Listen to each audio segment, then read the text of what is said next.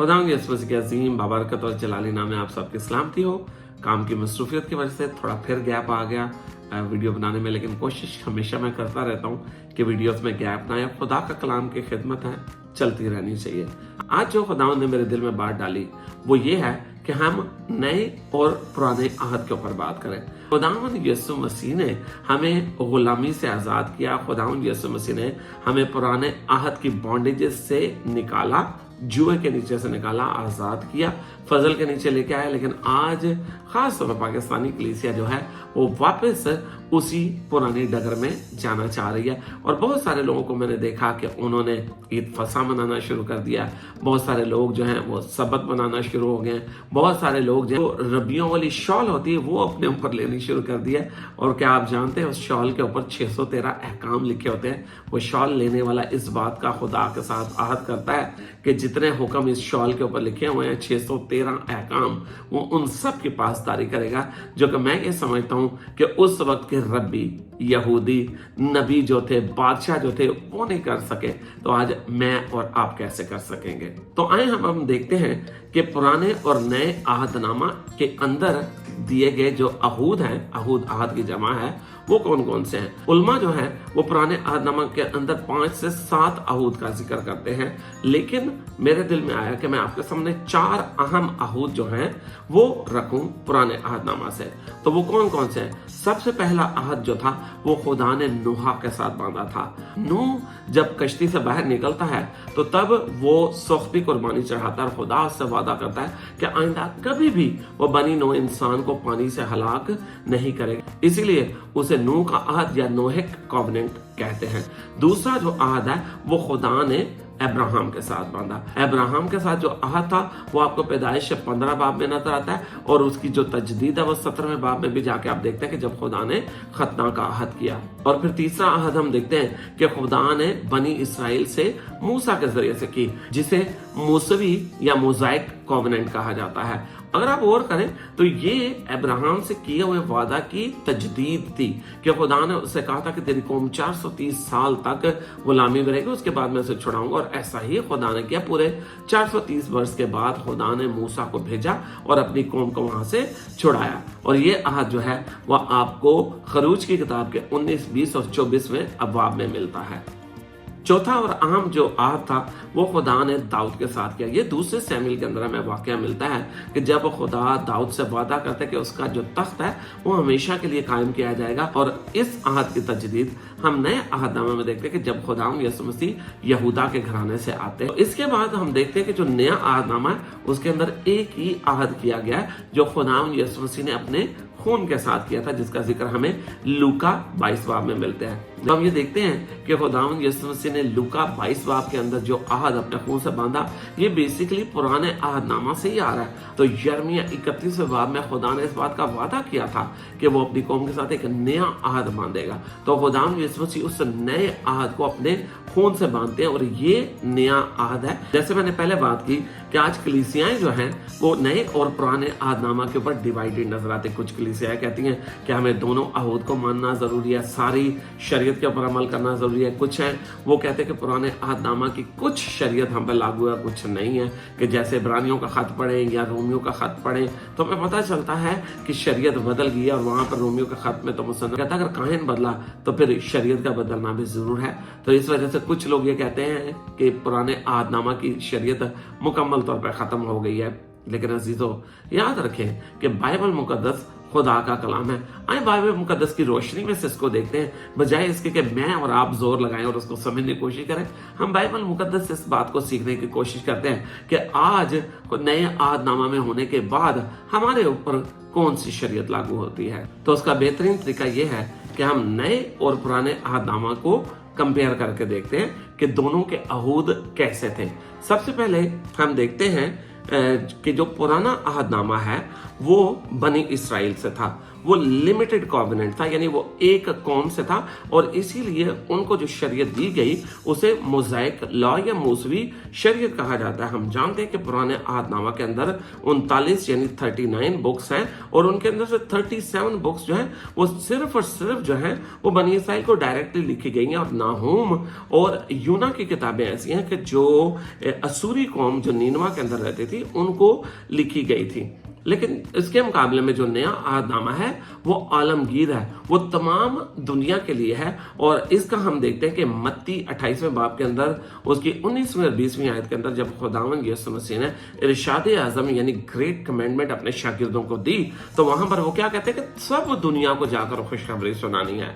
लेकिन इसका मतलब ये नहीं है कि पुराने अहदनामा में खुदा को बनी इसराइल के अलावा दूसरी कौमों का एहसास नहीं था। आप गौर कीजिएगा, पुराना अहदनामा खुदा की नजर में वो भी आलमगीर था। जब खुदा ने अब्राहम को चुना तो उसने उसका नाम बदला। उसका पहले नाम था अब्राहम यानी बाप, लेकिन खुदा ने पैदाइश 17वें बाब में जाकर उसका नाम तब्दील किया, उसको अब्राहम किया यानी कौमों का बाप। और यही उससे वादा था कि उससे कौमें पैदा होंगी। खुदा उस वक्त भी पूरी दुनिया, सब कौमों, सब उम्मतों को ज़हन में रखे हुए था। लेकिन उसके बाद ये हुआ कि खुदा ने बनी इसराइल को चुना। खुदा ने बनी इसराइल को क्यों चुना? क्योंकि खुदा चाहता था कि वो एक कौम को चुने, उन्हें अपना कहे, उन्हें मॉडल कौम के तौर पे अपना आप तारुफ उनसे करवाए, और वो पूरी दुनिया में जाकर खुदा को इंट्रोड्यूस करवाएं। ये खुदा का प्लान था एक कौम को चुनने का।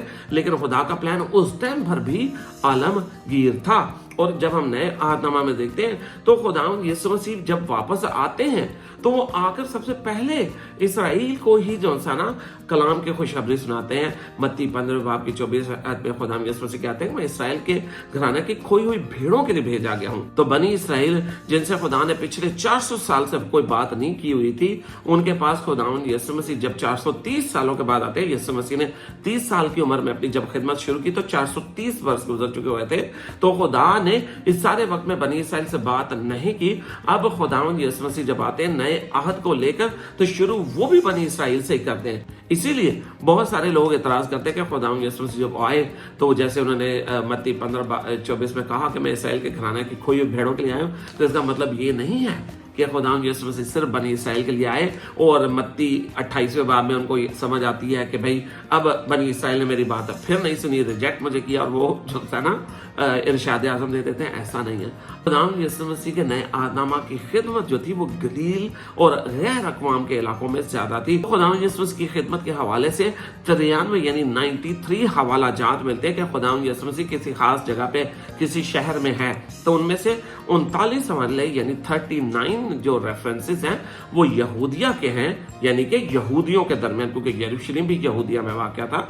लेकिन उसमें से 54 यानी 94 जो है वो गलील और डेकापुलस यानी 10 शहरों का इलाका जो था उनके अंदर बनते हैं। तो अगर आप गौर करें तो खुदावंद यीशु मसीह अनाजील अरबा के अंदर 58% गैर अक़वाम के दरमियान मौजूद है और 42% खुदावंद यीशु मसीह जो है वो यहूदी कौम के साथ बात करें। तो इसका मतलब क्या हुआ कि खुदावंद यीशु मसीह नए अहदनामा में यहूदी कौम और गैर कौमों को साथ साथ लेकर चल रहे हैं। आमीन, हालेलुया।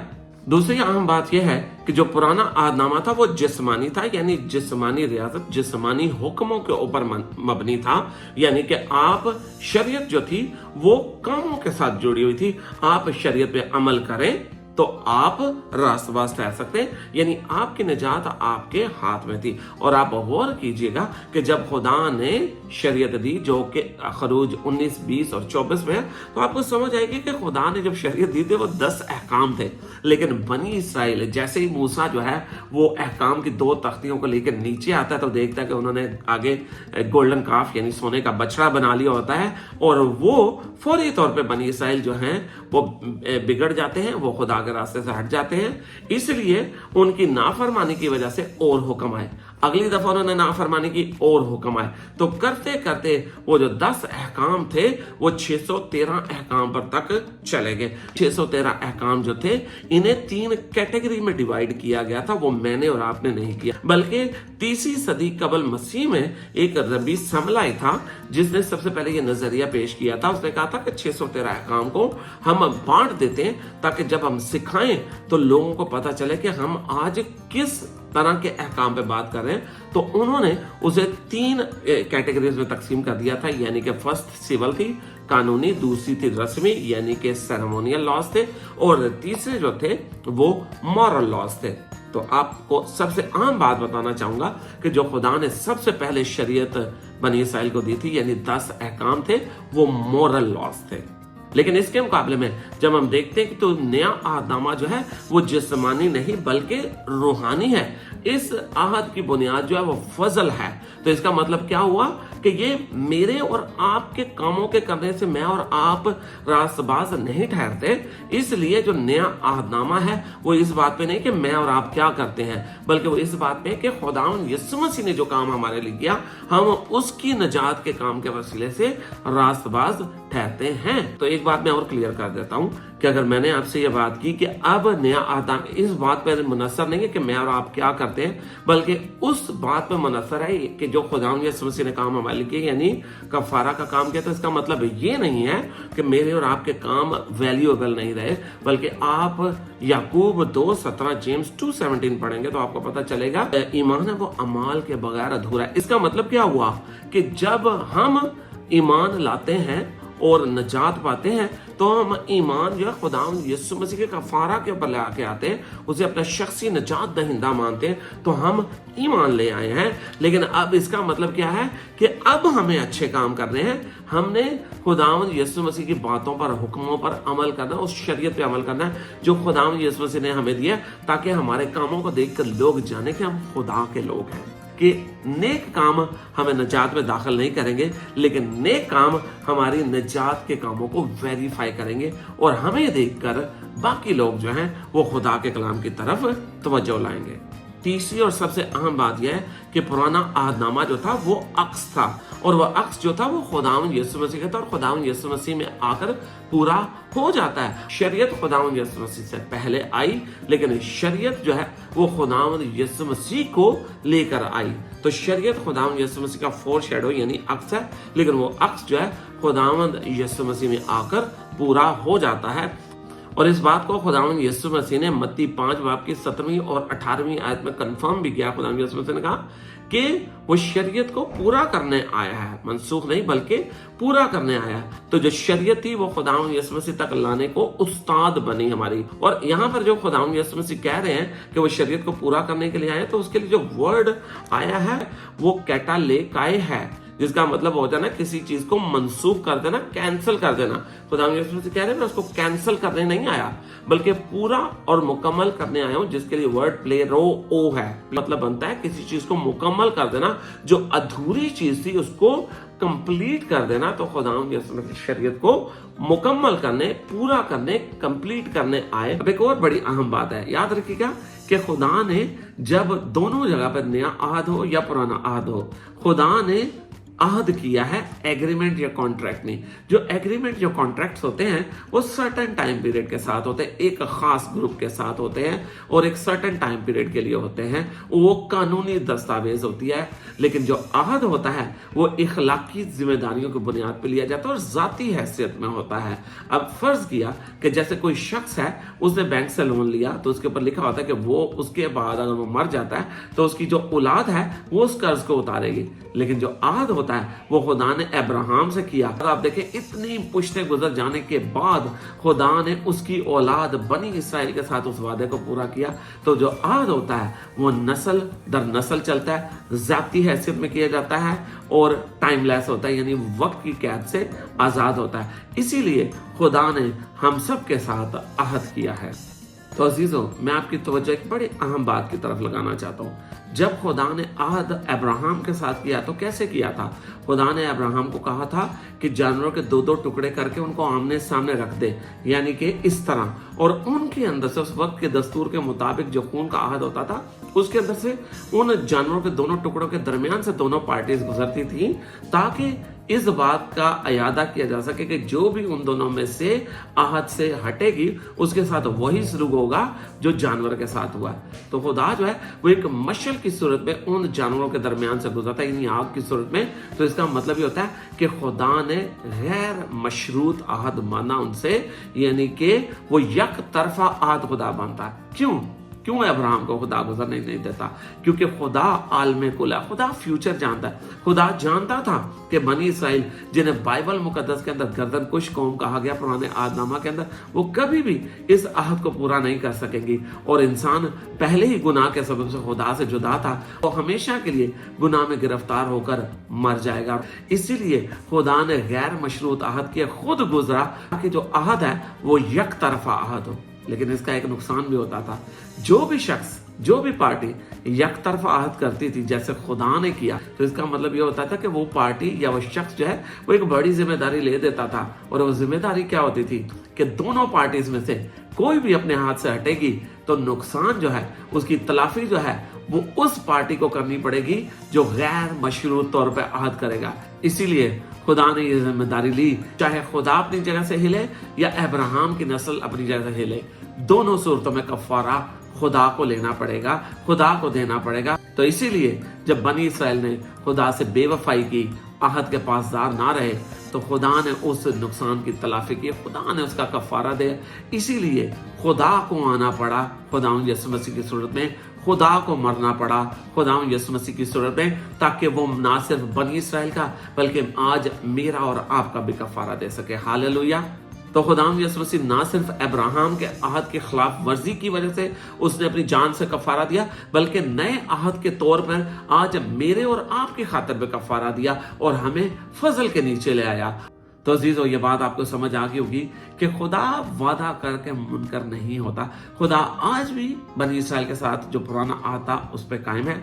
एक वक्त आएगा वो बहाल होंगे, लेकिन उस वक्त तक खुदा ने मुझे और आपको ये मौका दिया कि जैसा गलतियों 3 बाब की 29वें आयत में लिखा है कि खुदा ने जितने वादे अब्राहम से किए थे, खुदावंद यीशु मसीह के वसीले से आज उनकी तकमील में मैं और आप शामिल हो गए। आमीन, हालेलुया। हम खुदावंद यीशु मसीह के वसीले से अब्राहम की सारी बरकतों में शामिल हैं। लेकिन एक दिन आएगा जब खुदावंद यीशु मसीह दूसरी दफा आएगा, जब अपनी 1000 साल बादशाहत कायम करेगा, तो वह तब बनी इसराइल को भी बहाल करेगा और खुदा उनके साथ किए गए वादे को भी पूरा करेगा। आमीन, हालेलुया। खुदावंद आप सबको बरकत दे। हम इस सिलसिले को जारी रखेंगे और अगली दफा हम देखेंगे कि पुराने और नए अहदनामा के खुदा में क्या फर्क है। कि जैसे एतराज करने वाले बहुत सारे लोग कहते हैं, गैर अक़वाम के लोग कहते हैं कि जी जो पुराने अहदनामा का खुदा बड़ा गासिब है, गुस्से वाला है, और नए अहदनामा का खुदा जो है वो बहुत मोहब्बत करने वाला, प्यार करने वाला खुदा है, नरम दिल है। तो क्या ऐसा ही है? हम इस बात को सीखेंगे। लेकिन याद रखिएगा कि दोनों अहदनामों के दरमियान एक मीडिएटर जरूर रहा है। पुराने अहदनामा में खुदा ने मूसा को खड़ा किया, नए अहदनामा जो है वो खुदावंद यीशु मसीह जो है वो खुदा और इंसान के दरमियानी के तौर पे आया है। और इसी वजह से हम नए अहदनामा और पुराने अहदनामा के खुदा को देखेंगे। आमीन। खुदा आप सबको बरकत दे और मेरे लिए भी जोर दुआ किया करें ताकि मुझे वक्त मिले कि मैं कलाम की खिदमत जारी रख सकूं। आमीन, हालेलुया। God bless you.